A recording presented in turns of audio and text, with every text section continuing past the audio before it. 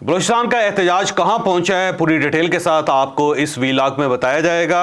اور گوہر خان صاحب نے تسلیم کر لیا ہے کہ ہمارا اسٹیبلشمنٹ کے ساتھ رابطہ ہو گیا تھا، لیکن اب یہ جو لیکن ہے وہ آگے چل کے میں آپ کو بتاؤں گا کہ لیکن سے کیا مطلب ہے، یہ بھی ہم آپ کو آج کے ویلاگ میں پوری تفصیل سے بتائیں گے۔ اور عمران خان صاحب کو نوبل پرائز کے لیے نامینیٹ کر دیا گیا ہے، اور ساتھ ہی عمران خان صاحب نے ایک پیغام بھی دیا ہے۔ عمران خان کا پیغام کیا ہے اور یہ نامینیشن کس نے کی ہے، اور عمران خان صاحب کو نوبل انعام کب ملے گا، یہ بھی ہم آپ کو آج کے ویلاگ پہ پوری تفصیل سے بتائیں گے۔ اور جو فیصلہ آباد زیادتی کیس ہے اس کے اندر کچھ نئے ٹرنز آئے ہیں، یہ ٹرنز کون سے ہیں یہ بھی آپ کو اسی ویلاگ میں بتایا جائے گا۔ لیکن ویلاگ کی طرف جانے سے پہلے میری آپ سے ریکویسٹ ہے کہ چینل کو سبسکرائب ضرور کیجیے گا، اور یہ جو بیل آئیکن ہے اس کو ضرور پریس کریں تاکہ نوٹیفیکیشن آپ کو ملتا رہے۔ اور یہ یاد رکھیں کہ ہر اچھی بات صدقہ جاریہ ہوتی ہے۔ اگر آپ کو یہ ویلاگ اچھا لگے تو کسی نہ کسی کے ساتھ ضرور شیئر کیجیے گا۔ اور ہم نے اپنا کالم 0 پوائنٹ اب آڈیو فارم میں لانچ کر دیا ہے، آپ اس لنک کے اوپر کلک کر کے اب ہمارا کالم سن بھی سکتے ہیں۔ السلام علیکم ناظرین، میں ہوں فاروق عباس نیوٹرل بائی جاوید چودھری میں۔ ناظرین، آج ہماری پہلی سٹوری نہیں ہے، پہلا چیپٹر ہے، اور وہ ہے بلوچستان کے حوالے سے۔ بلوچستان میں ایک تو مینگل صاحب اپنا احتجاج جو ہے وہ لیڈ کر رہے ہیں۔ اس وقت ان کے ساتھ کتنی تعداد ہے، کتنی گاڑیاں ہیں، ریاست ان کے ساتھ کیا سلوک کر رہی ہے، وہ کس طرح سے پہنچ رہے ہیں، یہ بھی ڈیٹیل آپ کو بتائیں گے۔ اور اس کے علاوہ ایک اور بڑے فیصلے سے آپ کو آگاہ کریں گے جو ریاست کر چکی ہے مارنگ لانگو کے بارے میں۔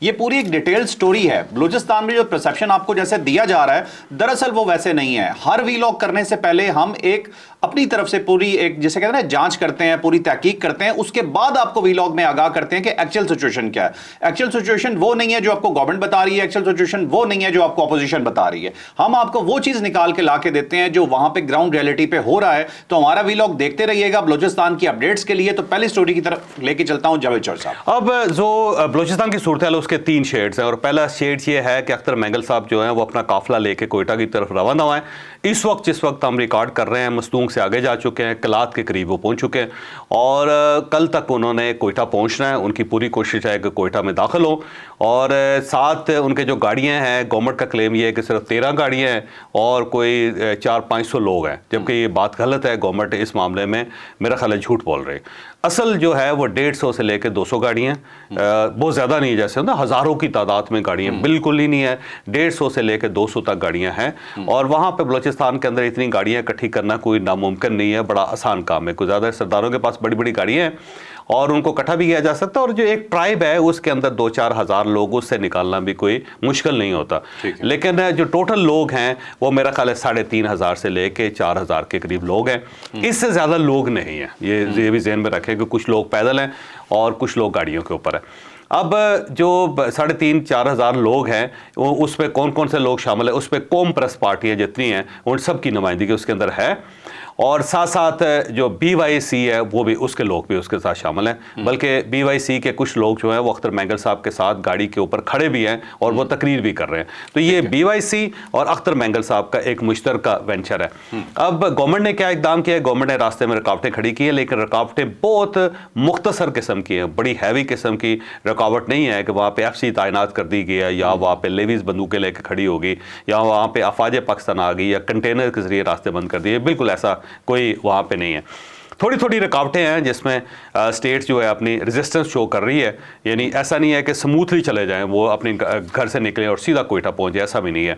لیکن اسٹیٹ جو ہے وہ بڑی ایکٹیو وہاں پہ نظر نہیں آ رہی، لہٰذا تھوڑی سی رکاوٹیں ہیں اس کو سائڈ پہ کر کے اختر مینگل صاحب جو آگے بڑھتے چلے جا رہے ہیں، اور ہر جگہ پہ جا کے وہ تقریریں بھی کر رہے ہیں۔ کچھ 1-2 جگہوں پہ کنٹینرز بھی ہیں جن کو سائڈوں پہ کر دیا گیا، اور اس کے ساتھ ساتھ کیونکہ جب یہ قافلہ روانہ ہوا تھا تو بہت سارے جو مسافر بسیز تھے جو کراچی سے آ رہی تھی یا پھر کوئٹہ سے آ رہی تھی، وہ راستے میں مختلف جگہوں پہ رک گئی۔ جہاں جہاں رک رہی ہیں وہاں پہ کچھ نقاب پوش لوگ ہیں، وہ گاڑیوں کے اندر سے مسافروں کو اتار کے ان کے شناختی کارڈ چیک کر رہے ہیں۔ ابھی تک ویسے جب تک ہم نے یہ ریکارڈنگ کی ہے اس وقت تک کوئی وہاں پہ انسیڈنٹ کوئی ایسا نہیں ہوا، لیکن شناختی کارڈ چیک کیا جا رہا ہے اور خوف و ہراس پھیلایا جا رہا ہے، لیکن کوئی ابھی تک انسیڈنٹ نہیں ہوا۔ اللہ تعالیٰ کرم کرے کہ صبح جس وقت یہ اپلوڈ ہو اس سے پہلے کوئی بری خبر نہ آ جائے، تو اگر آ گئی تو اس کے بعد پھر ہم ڈیفینیٹلی کوئی ویلاگ کریں گے، اپڈیٹ کریں گے، لیکن سر دست کو ایسا انسیڈنٹ نہیں ہوا۔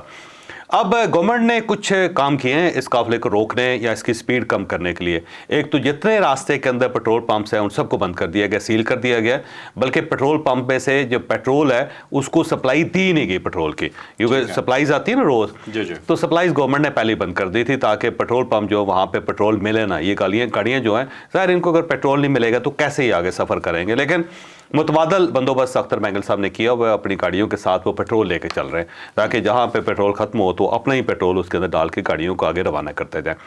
اب ان کا جو رخ ہے وہ کوئٹہ کی طرف ہے اور وہاں پہ یہ دھرنا دینا چاہتے ہیں. اب کوئٹہ کی صورتحال یہ ہے کہ گورنمنٹ نے وہاں پہ موبائل فون سگنلز بند کر دیے ہیں, سارے وائی فائی انٹرنیٹ بند کر دیے ہیں, اور جو داخلے کے راستے ہیں کوئٹہ کے اندر وہ سارے کے سارے بند ہیں. وہاں پہ باقاعدہ کنٹینرز لگا دیے گئے ہیں, شہر ایف سی کے حوالے کر دیا گیا ہے, پولیس وہاں پہ سڑکوں کے اوپر مارچ کر رہی ہے. اندر شہر کے جو لوگ ہیں وہ اپنے گھروں میں بیٹھے ہوئے ہیں, وہ باہر نہیں نکل رہے, اور لوگوں سے کہا گیا ہے کہ آپ احتیاط کریں کیونکہ وہاں پہ ہائی الرٹ بھی ہے کہ کہیں خدا نہ خواستہ کوئی انسیڈنٹ ایسا نہ ہو جائے جس کی وجہ سے دہشت گردی کے شکار ہو جائیں لوگ. تو لوگوں کو بتایا بھی گیا ہے, لوگ خود بھی بہت احتیاط کر رہے ہیں. بہرحال جو شہر ہے اس کے سارے لوگ جو ہے میکسیمم آبادی جو ہے وہ اسٹیٹ کے ساتھ کوآپریٹ کر رہی ہے, وہ ان لوگوں کے ساتھ نہیں ہے, نہ بی وائی سی کے ساتھ ہے نہ اختر مینگل صاحب کے ساتھ ہے. اب اختر مینگل صاحب جو ہے وہ ان کے بارے میں یہ خبر آ رہی ہے کہ وہ کوئٹہ میں داخل ہونے کی کوشش کریں گے. اگر تو انہیں داخل ہونے کی اجازت مل گئی تو وہاں پہ وہ دھرنا دے کے بیٹھ جائیں گے, اور اس وقت تک بیٹھیں گے جب تک ماہرنگ بلوچ کو آزاد نہیں کیا جاتا, رہا نہیں کیا جاتا, کیونکہ ان کا ایک ہی اعلان ہے کہ ماہرنگ بلوچ کو رہا کیا جائے, اور اس کے بعد اختر مینگل صاحب کہہ رہے ہیں جو مسنگ پرسنز ہیں ان سب کو رہا کیا جائے. تو دو مطالبات ہیں ان کے. تو ماہرنگ کے بارے میں ہم آگے چل کے بتائیں گے کہ اسٹیٹ نے کیا فیصلہ کیا ہے, لیکن کوئٹہ شہر جو ہے اس کے اندر مجھے نہیں لگتا کہ ان کو داخل ہونے کی اجازت دی جائے. تو اس کے بعد اختر مینگل صاحب کا جو دوسرا آپشن ہے وہ یہ ہے کہ یہ قافلہ اسلام آباد کی طرف روانہ ہو جائے, اور یہ وہ اسی طرح ہو جس طرح آپ کو یاد ہوگا کہ نگران حکومت میں ماہرنگ جو ہے وہ اپنا قافلہ لے کے اسلام آباد آ گئی تو یہاں پہ پریس کلب کے سامنے بیٹھ گئی تھی.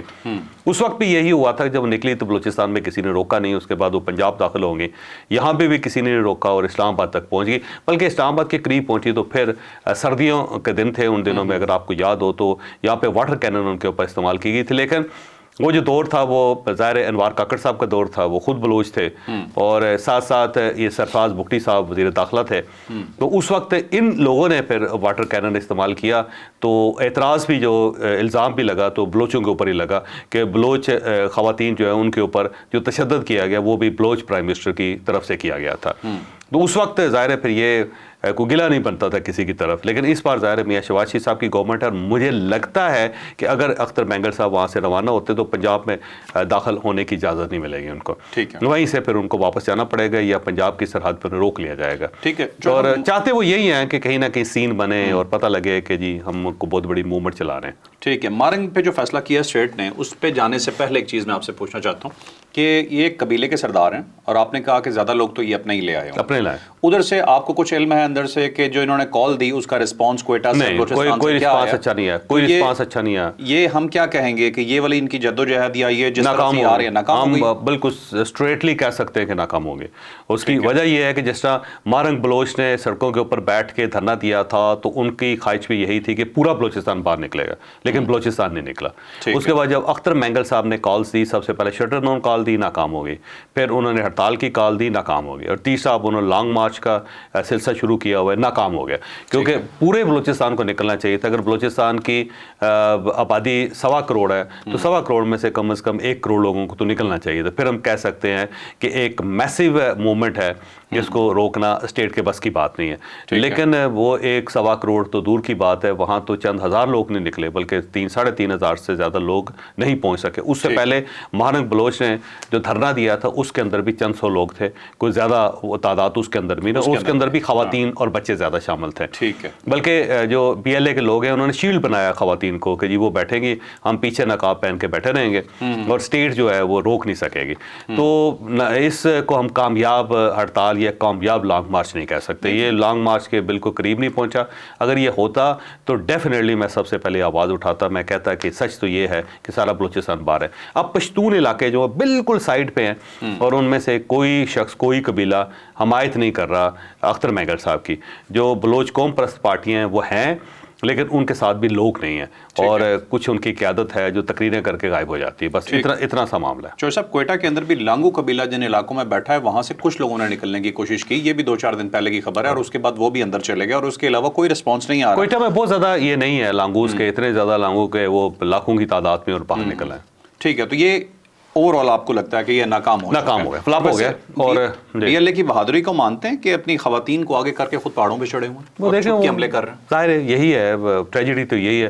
اچھا دوسرا اختر مینگل صاحب ایک دعویٰ کر رہے ہیں کہ دیکھیں جی جو بلوچ خواتین ہیں ان کے ساتھ بڑی زیادتی کی گئی, ان کے دوپٹے چھینے گئے, ان کو مرد اہلکاروں نے گرفتار کیا, گاڑیوں میں پھینکا, اور یہ بلوچستان کی غیرت کی توہین ہے وغیرہ. میں احترام کرتا ہوں بلوچستان کا, بلوچستان کی خواتین کا, اختر مینگل صاحب کا, ان تمام لوگوں کا جو بلوچستان کے اندر رہنے والے ہیں. وہ پاکستانی, ہم سے زیادہ پاکستانی, میں پہلے آپ کو کہہ رہا ہوں کہ ہم سے زیادہ پاکستانی وہ, کیونکہ وہ پاکستان کے اندر شامل ہوئے تھے. ہمیں تو بنا بنایا پاکستان مل گیا تھا. میں آنیسٹلی جو پنجاب کے لوگ ہیں ادھر سے, جو ایسٹ پنجاب ہے وہاں سے لوگ بہت قربانیاں دے کے وہاں پہنچے, لیکن جو ہم لوگ ہیں نا جو پہلے سے یہاں رہ رہے تھے, جو پہلے ہی اس سائڈ پہ ہوئے ہیں, ہم لوگوں کا کوئی اتنا خاص کمال نہیں ہے. لیکن جو پنجاب اس سائڈ سے آئے ہیں لوگ, ان کا کمال ہے, اور جو لوگ پنجاب کے اندر پاکستان کے اندر شامل ہوئے ہیں ان سب کا کمال ہے, اور ماننا چاہیے. اس میں کوئی شک نہیں کہ جان بوجھ کے, دیکھ بھال کے, سوچ سمجھ کے انہوں نے پاکستان کے اندر شامل ہونے کا اعلان کیا تھا. تو میں ان کا بہت احترام کرتا ہوں. لیکن جو کہا جاتا تھا نا کہ پورا بلوچستان نکل آئے گا اختر مینگل صاحب کے کہنے پہ, وہ نہیں نکلا. اور دوسرا وہ جو کہتے تھے کہ بلوچستان جو ان کی غیرت کی توہین ہے کہ خواتین کے ساتھ یہ زیادتی کی جاتی ہے, تو بھائی جو بی ایل اے جو ہے وہ تو ہے ہی بلوچ سارے کے سارے, اور بلوچ علیحدگی پسند ہیں, اور انہوں نے ہتھیار اٹھائے ہوئے ہیں. وہ اپنی خواتین کے ساتھ کیا کر رہے ہیں؟ اگر ان کو اتنی ہمدردی اپنی خواتین کے ساتھ, تو وہ ساتھ آگے بیٹھیں. پھر بیٹھتے ہیں نہیں, خود چھپ جاتے ہیں, مردوں کو ہونا چاہیے نا, چھپ جاتے ہیں, پیچھے بیٹھ جاتے ہیں. اور جو خواتین کو سڑکوں کے اوپر بٹھایا جاتا ہے اس میں بھی اگر مرد شریک ہوتے ہیں تو انہوں نے نقاب اوڑھے ہوتے ہیں اور اپنی عورتوں کے پیچھے چھپے ہوتے ہیں. تو کیا عورتوں کے پیچھے چھپنا جو ہے یہ بلوچ غیرت کا حصہ ہے اگر کہا جائے؟ میرا خیال ہے بالکل نہیں ہے, نہ انہیں بلوچ ایکسیپٹ کر رہے ہیں. اسی وجہ سے یہ ناکام ہوا ہے کہ بلوچ اس کے ساتھ باہر ہی نہیں آئے, باہر نہیں نکلے. ان کو پتا ہے کہ سب سے زیادہ نقصان بلوچستان کو ہے, اور ان کی وجہ سے دوسرے لوگوں کے بچے مر رہے ہیں. ٹھیک, ایسا نہیں ہونا چاہیے. اور آپ نے جعفر ایکسپریس کے اوپر کو یرغمال بنا لیا تھا, اس کے اوپر قبضہ کر لیا. کہاں کی انسانیت ہے مجھے بتائیں؟ اور آپ صرف پنجابیوں کو اس لیے گولی مار رہے ہیں کہ وہ پنجاب میں پیدا ہو گئے تھے. مجھے بتائیں کہ کیا آپ لوگ بلوچستان میں پیدا ہوئے اپنی خواہش سے ہوئے ہیں؟ یہ ایک اللہ تعالیٰ کی ونڈ ہے, اللہ تعالیٰ کی تقسیم ہے, کس نے کہاں پیدا ہو جانا ہے, کس وقت پیدا ہو جانا ہے. تو کیا بلوچستان کے اندر جو پیدا ہونے والا ہر بچہ ہے پنجاب اس کو اپنا دشمن سمجھنا شروع کر دے؟ اس کا کیا قصور ہے؟ اور پنجاب جو ہے اگر اس سائڈ پہ کوئی بندہ پیدا ہو گیا پنجاب والدین کا, تو اس کا مطلب یہ ہوا کہ اس کی گردن کاٹ دینی چاہیے یا اس کو گولی مار دینی چاہیے. اس بیچارے کا کیا قصور ہے؟ وہ تو آپ کی خدمت کر رہا ہے وہاں پہ جا کے. اب ہم آتے ہیں مہرنگ بلوچ کی طرف. جی, مہرنگ بلوچ پہ اسٹیٹ نے کیا فیصلہ کیا؟ اسٹیٹ نے فیصلہ کیا جی کوئی رعایت نہیں کی جائے گی, منہ توڑ جواب دیں گے.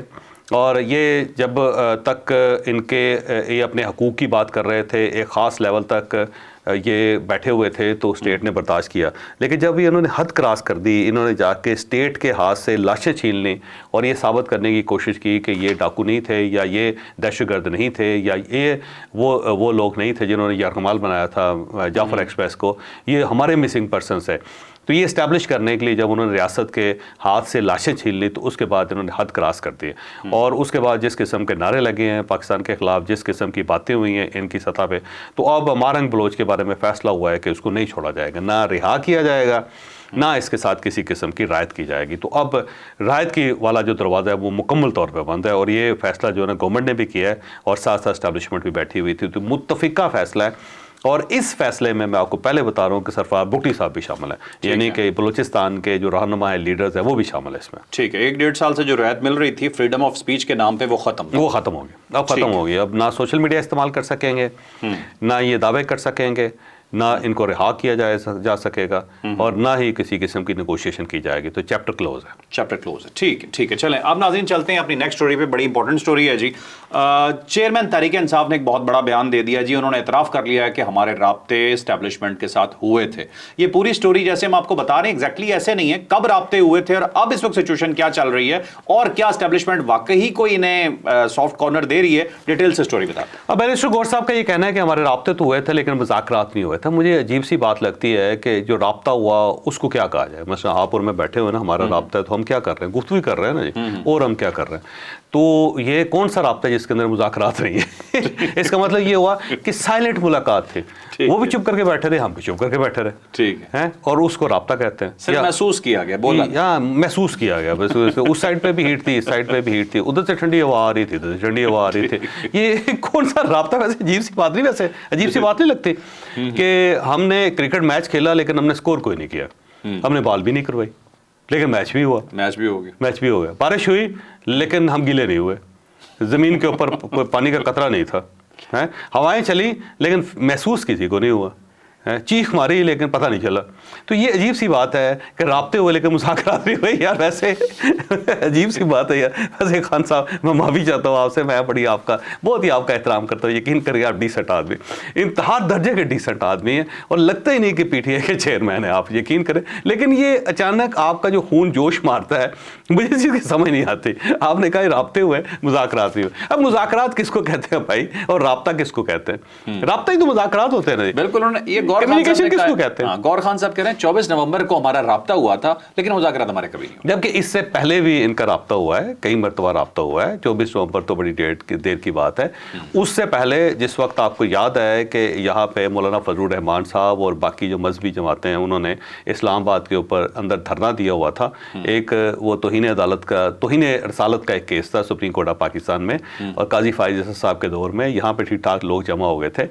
اور اس وقت عمران خان صاحب نے اس کا فائدہ اٹھانے کی کوشش کی کہ لوگ تو ہیں اس کے اوپر پاکستان تحریک انصاف کا جھنڈا لگا دیتے ہیں. تو اس وقت پھر ان کو سمجھایا گیا تھا کہ آپ یہ نہ کریں, اس سے آپ کو نقصان ہوگا, آپ کو اندازہ نہیں ہے. اور اسی وقت گنڈا پور صاحب کا رات کو رابطہ کروایا گیا تھا فون پہ عمران خان صاحب کے ساتھ, اور پھر ساتھ جو ہیں اعظم سواتی صاحب گئے تھے, آپ کو یاد ہوگا. پھر عمران خان صاحب نے ٹرمینیٹ کیا تھا کہ ہم احتجاج نہیں کر رہے. تو وہ کیا تھا؟ رابطہ نہیں تھا جوش صاحب, مذاکرات نہیں تھے. اب اس کے بعد جو ہے نا, یہ جو 24 نومبر کا انہوں نے احتجاج کرنا تھا, اس وقت ظاہر بیلاروس کا یہاں پہ وقت آیا ہوا تھا. تو اس وقت بھی گوہر خان صاحب سے رابطہ کر کے ان سے کہا گیا بھائی مہمان آئے ہوئے, کوئی احساس کریں آپ نے جو کپڑے گندے دھونے ہیں یہ چلے جائیں گے, دھو لینا آپ یہاں پہ بیٹھ کے. یہ کیوں آپ ایک انٹرنیشنل ایونٹ کا انتظار کرتے ہیں کہ یہاں پہ ہو تو اس کے بعد آپ یہاں پہ اپنے گندے برتن یا گندے کپڑے لے کے چوک میں بیٹھ جائیں. تو پھر ان کو بھیجا گیا تھا, اور ساتھ بیرسٹر سیف گئے تھے, اور جا کے عمران خان صاحب سے ملاقات کی تھی. انہوں نے راضی کیا تھا کہ بجائے اس کے کہ یہ ڈی چوک پہنچیں, ان کے لیے بہتر یہ ہے کہ یہ مویشی منڈی پہنچ جائیں جہاں پہ یہ ان کو سنجانی میں وہاں پہ بیٹھ جائے, جو ایک بڑا, اس سے پہلے بھی انہوں نے وہاں پہ جلسہ کیا ہوا تھا. اور عمران خان صاحب راضی بھی ہو گئے تھے, لیکن عمران خان صاحب نے میسیج ریکارڈ نہیں کروایا تھا جس کی وجہ سے پڑا پڑ گیا. تو یہ کہہ رہے ہیں کہ جی وہ رابطہ تھا. بھائی وہ رابطہ نہیں تھا, وہ بھی مذاکرات تھے. لیکن اس کے بعد یہ ہے کہ پھر آرمی چیف کے ساتھ بھی ان کی ملاقات ہوئی. میرا خیال ہے وہ بھی رابطہ تھا, مذاکرات نہیں تھے. مذاکرات کس کو کہتے ہیں خان صاحب, بتا دیں ذرا کس کو مذاکرات کہتے ہیں؟ اس کا جواب نہیں دیں گے. اب یہ کوئی عجیب سی بات ہے ویسے یار, کمال ہے ویسے قسم سے. گوہر خان صاحب اتنا ڈیسنٹ آدمی ہے قسم سے, بعض اوقات ایسا لگتا ہے کہ ان کی بھی مت مار دی انہوں نے. سر وہ آپ نے کہا تھا نا رضیہ گنڈوں میں پھنسی ہوئی, بہت اچھا آدمی ہے ویسے, لیکن یہ سوشل میڈیا کے اوپر جو کچھ ہو رہا ہوتا ہے نا اس کا شکار ہو جاتا ہے سارے. چلے اب چلتے جی نیکسٹ اسٹوری کی طرف. نوبل پرائز ایک بہت بڑی بات ہے دنیا میں کسی بھی انسان کو ملنا, لیکن یہ نوبل پرائز ریکمینڈ کیا جاتا ہے, کس کی طرف سے ہوتا ہے یہ بھی کچھ اسٹوری آپ کو بتائیں گے. عمران خان صاحب کا نام آ رہا ہے کہ عمران خان صاحب کا نام نوبل پرائز کے لیے جا چکا ہے, اور پی ٹی آئی تو اس طرح بتا رہی ہے کہ جیسے مل گیا ہے, اور یہ نوبل پرائز کی مطلب یہ بہت بڑی چیز ہو جائے گی کہ وہ خان صاحب کو مل جائے گا. نوبل پرائز کے لیے عزت کی بات ہے, کچھ اس طرح سے پورٹری کیا جا رہا ہے. ڈیٹیل سے اسٹوری بتاتے ہیں کہ ایکچوئل میں کیا ہو رہا ہے, کیا واقعی کوئی نوبل پرائز مل رہا ہے خان صاحب کو. وہ ایک تندوشی تھا نا جو تندور میں روٹیاں لگاتا ہے, تو اس نے اپنے گاہک کو کہا کہ جو سامنے شیخ صاحب کا گھر ہے نا, اس کی جو لڑکی ہے اس کا رشتہ میری وجہ سے ہوا. اچھا. انہوں نے کہا کیسے؟ انہوں نے کہا دیکھیں جی, جس دن وہ رشتے والے آئے تھے نا رشتہ لینے کے لیے, اس دن ان کے لیے روٹیاں میرے تندور سے گئی تھیں. اگر میرے تندور سے روٹیاں جاتی تو رشتہ نہیں ہونا تھا, کیونکہ رشتہ لینے والے بھوکے مر جاتے. یہ پاکستان تحریک انصاف جو نا عموماً اس ٹائپ کا کام کرتی ہے کہ کیونکہ روٹیاں ہماری طرف سے گئی تھی تو اس لیے یہ رشتہ ہوا سارا. اور بھائی بات یہ ہے کہ نوبل پرائز کے لیے نا ایک لمبا پروسیجر ہے, اس کے 8th گریڈ ہوتے ہیں, اس کے 8 درجے ہوتے ہیں. ٹھیک ہے. کوئی شخص بھی کسی کو بھی نامینیٹ کر سکتا ہے. میں آپ کے لیے بھی خط لکھ سکتا ہوں نوبل پرائز کا جو کمیٹی ہے نا اس کو, میں کہتا ہوں جی فرق جو ہے نا پاکستان کا سب سے سمجھدار آدمی ہے اور اس کو امن کا نوبل پرائز دینا چاہیے. ٹھیک ہے, پیس نوبل پرائز. سب لکھتے کیوں نہیں پھر آپ؟ اگر تو آپ یہ چاہتے ہیں کہ یہ بتایا جائے کہ اس کا جو رشتہ ہوا ہے وہ ہماری وجہ سے ہوا ہے کہ روٹی عدد سے گئی, تو میں کر دیتا ہوں. یہ ٹھیک ہے, کیا فرق پڑتا ہے. ٹھیک ہے. تو بیسیکلی جو سب سے پہلے بہت ساری ہزاروں کی تعداد میں نامینیشنز آ جاتی ہیں لوگوں کی طرف سے. اب ان میں سے پہلی فرسٹ سکروٹنی ہوتی ہے, وہ دیکھتے ہیں کہ کون کون سے فضول ہیں, کن کن کو نکال دینا. اس کے بعد جو سیریس ہو جاتا ہے پھر وہ پروسیس میں ڈال دیتے ہیں. تو اس سال جو پروسیس میں ڈلے ہوئے ہیں وہ 338 لوگ ہیں, 338 لوگ ہیں. اب یہ پروسیس کے لیے سلیکٹ ہو گئے. لیکن یہ 338 جو ہے نا جی, ان میں عمران خان صاحب شامل نہیں ہے. بالکل نہیں. اچھا, ان میں 338 میں عمران خان صاحب شامل نہیں ہیں. پہلی بات تو یہ میں آپ کو بتا رہا ہوں. ٹھیک ہے. آپ ان کی فہرست نکال لیں, آپ ان کو خط لکھتے ہیں, آپ ان کو ای میل کر دیں, آپ ان کو فون کر کے کمیٹی سے پوچھ لیں. اس میں عمران خان صاحب شامل نہیں. مطلب جو اس سال ملنا ہے اس میں بالکل موجود نہیں ہے. ملنا نہیں ہے, جو سکروٹنی ہونی ہے اس سال, مطلب یہ تو پروسیس سے گزرنا, اس میں عمران خان صاحب کا نام نہیں ہے. ایک بات. ٹھیک ہے. دوسری بات یہ ہے کہ یہ جو اپلیکیشن ریسیو ہو رہی تھی یا نامینیشن ریسیو ہو رہی تھی, اس کی جو لاسٹ ڈیٹ تھی وہ تھی 31 جنوری. ٹھیک ہے. تو اب کون سی تاریخ ہے سر؟ یہ تو مارچ آ چکا ہے اور مارچ بھی ختم ہو چکا ہے. مطلب اپریل ہو گئے. تو اس دوران جو ہے وہ کتنے مہینے گزر گئے ہوئے ہیں, وہ ڈیٹ ہی ختم ہو گئی. کوئی اسپیشل ڈیٹ بنوا لی ہونی ہے انہوں نے, کیا کیا پتہ نہیں, مجھے نہیں لگتا کہ ہو سکتا ہے کوئی اتنا سسٹم لوز ہو ان کا نوبل پرائز. یہ پی ٹی آئی پوری دنیا کو پاکستان سمجھتی ہے شاید. اور تیسرا یہ ہے کہ اگر فرض کر لیں کہ یہ ساری بات درست ہے, باقی درست ہے جی, عمران خان صاحب کی نامینیشن ہوگی. یہ نامینیشن نہیں ہوئی, ایک ریکویسٹ ہوئی ہے ان کی طرف سے. اور جو ریکویسٹ کی گئی ہے وہ کہتے ہیں جی جماعت ہے, ایک ادارہ ہے PW ہے, اس کو کہتے ہیں پاکستان ورلڈ الائنس ہیں. ابھی اس کے ایک ممبر ہیں, اس نے یہ ایک درخواست دے دی ہے کہ جناب عمران خان صاحب جو فارمر پرائم منسٹر ہیں ان کو نوبل پرائز ملنا چاہیے. ٹھیک ہے, انہوں نے ایک درخواست دے دی. انہوں نے درخواست جمع کروا دی, انہوں نے درخواست بھجوا دی. ٹھیک ہے, اور انہوں نے کہا جی میں نے بھجوا دیا درخواست ان کو. ٹھیک ہے. اور اس کے بعد پاکستان تحریک انصاف نے اٹھا لیا اس کو کہ نامینیشن ہوگی, نامینیشن ہوگی. عمران خان صاحب کو جو ہے نا نوبل پرائز مل رہا ہے. یہ بالکل اسی طرح جیسے آکسفورڈ یونیورسٹی کے وہ پریزیڈنٹ بن رہے تھے. ٹھیک ہے. اور آکسفورڈ یونیورسٹی کے یونین کے پریزیڈنٹ بن رہے تھے, جبکہ وہ شروع میں سکروٹری میں اڑ گئے. بالکل سکروٹری. یار ویسے حد ہے. مجھے وجہ بتائی ہوگی نا, کیا وجہ ہے کہ انہیں نوبل پرائز دیتے؟ روٹیاں دینا بتائیے, کیا وجہ ہے؟ نہیں, اس سے زیادہ بڑا لطیفہ آ گیا چل کے. وہ لطیفہ یہ ہے کہ عمران خان صاحب نے انکار کر دیا نوبل پرائز لینے سے. انہوں نے کہا جی میں اہل ہی نہیں ہوں, یہ امن انعام جو ہے پرائز اس کو ملنا چاہیے جو کشمیر کو آزاد کروائے گا. تو انہوں نے ایک ایوارڈ جو اناؤنس ہی نہیں ہوا, اس کی سکروٹری میں نہیں گئے, اس کی نامینیشن میں نہیں ہے, وہ کہہ رہے میں لوں گا ہی. ایک کمال ہے, ایک ورلڈ کپ ہوا ہی نہیں اور وہ کہہ رہے ہیں جی میں اس ورلڈ کپ کو ٹھڈا مارتا ہوں. یار ہوا ہی نہیں بھائی, ہو تو لینے تو پہلے. یہ تو ہے نا, پھر اس کے اندر آپ کو مل جائے, آپ کو مل رہا ہو, آپ کو جی میں ڈیزرو نہیں کرتا, یہ کسی اور بندے کو دے دیں جی جو یہ ڈیزرو کرتا ہے. ابھی آپ نامینیٹ ہی نہیں ہوئے, آپ نامینیٹ بھی نہیں اور اس فہرست میں شامل بھی نہیں آپ. کمال ہے ویسے یار. ویسے اب دیکھیں نا, عمران خان صاحب جو ہے ان کا باقاعدہ ٹویٹ آ گئی کہ بھائی صاحب میں تو یہ نوبل انعام نہیں لوں گا, نوبل پرائز نہیں لوں گا, میں اپنے آپ کو اس کے اہل نہیں سمجھتا. میرا خیال ہے کہ جو کشمیر کو آزاد کروائے گا وہ اہل ہوگا. کمال ہے ویسے یار. ہیں یعنی بالکل ایسا ہے جیسے بندہ زندہ ہو, بیٹھا ہو اپنی چارپائی, کہے کہ جی میں جنت کو ڈیزرو نہیں کرتا, یا میرے پروردگار جو میری جنت ہے کسی اور کو دے. بھائی مر تو لے پہلے. یہ تو بات کی بات یار. ویسے کمال ہی ہے ویسے.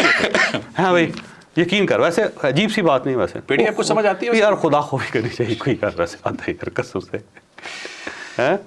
سوری صاحب پتہ نہیں اب یہ ہمارے ملک کے اوپر کوئی برا ٹائم ہے یا مطلب کیا کہہ سکتے ہیں کہ مطلب اس طرح کی سیاست ہو رہی ہے, اس طرح کا پروپوگنڈا ہو رہا ہے جو کوئی بندہ نہ ریئلائز کر سکتا ہے, نہ سمجھ سکتا ہے, نہ سمجھ آتی ہے.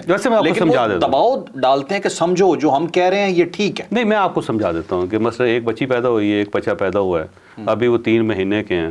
ان کے والدین یہ فیصلہ کرتے ہیں جب یہ بڑے ہوں گے تو ہم ان دونوں کی شادی کر دیں گے اور پھر ان کے 4 بچے پیدا ہو جائیں گے اور جو جائیداد ہوگی پھر 4 بچوں میں تقسیم ہوگی.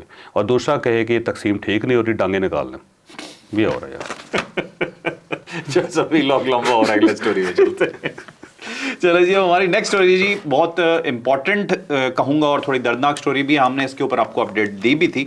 मोटरवे रेप केस हुआ जी, इसके मुल्जमान में से 3 में से 2 को गिरफ्तार कर लिया गया। इसमें कुछ और डिटेल सामने आई हैं, वो भी आपको बताएंगे। लेकिन उससे ज्यादा तकलीफ दे बात यह है कि इस केस के ऊपर भी सियासत हो रही है। ये सियासत कौन कर रहा है और इस केस का बन क्या रहा है, ये डिटेल से स्टोरी आपको बताते हैं और एक बैकग्राउंड भी बताएंगे। इससे पहले भी कुछ हुआ था इसी तरह का, वो कब हुआ था और उसका क्या हुआ था वो भी जानिए। आपको याद होगा कि 9 सितंबर 2020 को मोटरवे के ऊपर एक खातून के साथ ज्यादती हुई थी, जो बाहर से आई हुई थी और अपने बच्चों के साथ जा रही थी। बच्चों को उन्होंने पकड़ लिया, उनको दूर ले जाके बच्चों को ऐसे धमकी दी कि हम मार देंगे। 2 लड़के थे, उन्होंने इज्तिमाई ज्यादती की उस लड़की के साथ।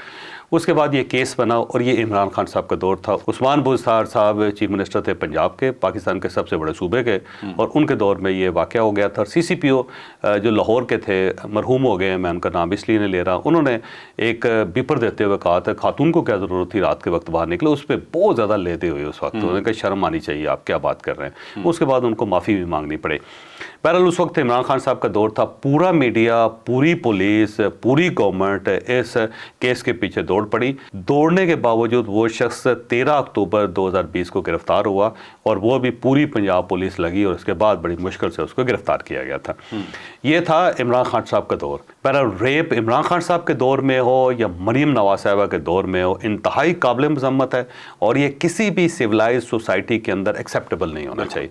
मैं इस चीज़ से इत्तफाक करता हूँ, लेकिन इसके ऊपर सियासत नहीं करनी चाहिए कभी भी। अब पाकिस्तान तहरीक इंसाफ ये कह रही है कि देखें जी मरीम नवाज के दौर में रेप के वाक़यात हो रहे हैं और वाक़यात में इजाफा हो रहा है। भाई आप अपना दौर देख लें, उस ज़माने में क्या हुआ था। और ये जो वारदात है इंतहाई अफसोसनाक वारदात है कि एक बंदा मोटरसाइकिल में, मैं मत चाहता हूँ पिछले 20 लाख में हम गाड़ी कह गए थे, गलत है। वो साबित ये हुआ कि गाड़ी पे नहीं थे, मोटरसाइकिल पे थे। एक बंदा मोटरसाइकिल पे अपनी बीवी को काम से, क्योंकि वो काम करने वाली खातून है, वर्किंग लेडी थी, उसको लेके वापस आ रहा था। रास्ते में डाकुओं ने रोक लिया, खामद को उन्होंने दरख्त के साथ बांध दिया और जो खातून है उसके साथ रेप भी किया। पर तीसरा बंदा बुलवाया और उसने भी रेप किया। तो बाद में जब पुलिस केस बना तो पहली बात तो ये है कि मैं इस खामद और इस औरत दोनों की ज़रूरत को सलाम पेश करता हूँ, बजाय इसके कि बर्दाश्त कर जाते, क्योंकि इससे पहले हो सकता है कितने लोगों के साथ ये ज़्यादती हुई हो और वो बर्दाश्त कर गए और अपने घरों में चले गए। इसलिए इन लोगों का चाका उतर गया था, इसलिए इनको महसूस ये हुआ कि किसी के साथ भी कर सकते हैं। मैं इस मर्द और इस औरत दोनों का सलाम पेश करता हूँ, इनकी ज़रूरत को। और कमाल लोग हैं कि इन्होंने फेस किया और पुलिस को बताया और इसीलिए ये वाकई इन लोगों को करार वाकई सज़ा मिल रही। और उसके बाद वो खातून ने बताया कि ये जो लोग थे अपने साथी को राना राना कह रहे थे। तो फिर पुलिस ने जो पुरानी वीडियोस थी उनके पास पड़ी हुई, उन्होंने एक वीडियो दिखाई कि ये देखें ये बंदा ये तो नहीं है। तो उस खातून ने आइडेंटिफाई कर लिया कि यही आदमी है और वो भी तो रेप की वीडियो थी।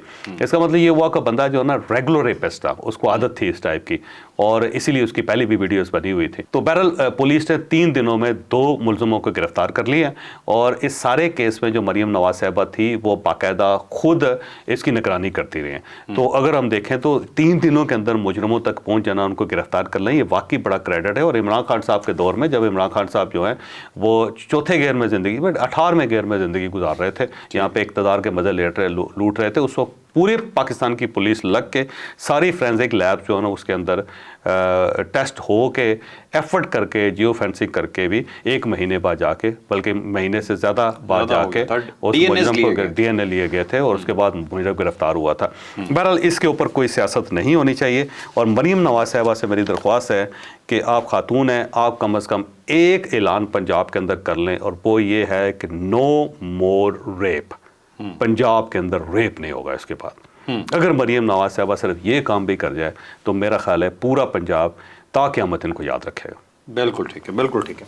नाज़रीन, ये बहुत ही तकलीफ दह चीज़ है, ये आखिरी स्टोरी जो हमने आपको बताई है और ये हम सब का फ़र्ज़ बनता है कि अगर हम किसी भी ऐसे शख्स को जानते हैं कि जिसमें इस तरह की टेंडेंसीज़ हैं या किससे कहानियाँ सुन के ना हम तक पहुँच जाते हैं, लेकिन हम उन चीज़ों को लाइट लेते हैं, ओ यार वो फलाना बंदा तो बड़ा आवारा है। ये आवारा नहीं होते, ये मुजरिम होते हैं, ये ख़तरनाक होते हैं, इनके बारे में रिपोर्ट किया कीजिए। लाइक शेयर सब्सक्राइब, इजाज़त दीजिए। अल्लाह हाफ़िज़। पाकिस्तान जिंदाबाद।